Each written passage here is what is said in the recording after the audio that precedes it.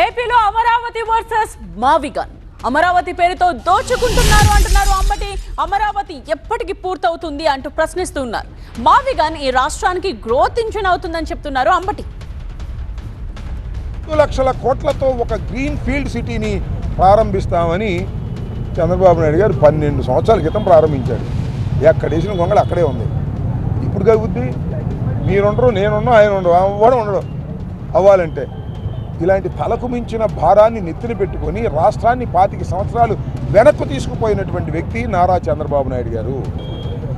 చట్టబద్ధత కల్పించడం ఏంటి బాబు, నాకు అర్థం కాలేదు. ఇదో ఫార్సు, ప్రజల్ని మోసం చేయటం.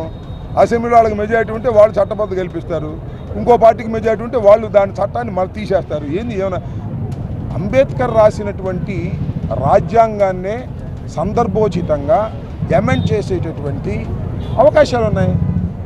ఈ చంద్రబాబు నాయుడు గారు ఇవాళ ఏదో చట్టం చేస్తే దాన్ని మార్చే అవకాశం వచ్చే ప్రభుత్వాలకు ఉండదా? పిచ్చి కాకపోతే మారుస్తారా లేదా అనేది వేరే అంశం.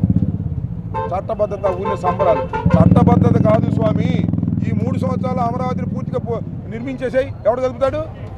నిర్మించలేవు. 2 లక్షల కోట్లు ఎక్కడ తీసుకొస్తావు? 2 లక్షల కోట్లు తీసుకొచ్చావు అనుకో పొరపాటుని, దానిలో 50,000 కోట్లు నువ్వు నీ అబ్బాయి పంచుకోవడమే కమిషన్ ద్వారా. అడగని అమరావతి వెళ్ళి ఎంతెంత కమిషన్ తీసుకుంటున్నారు.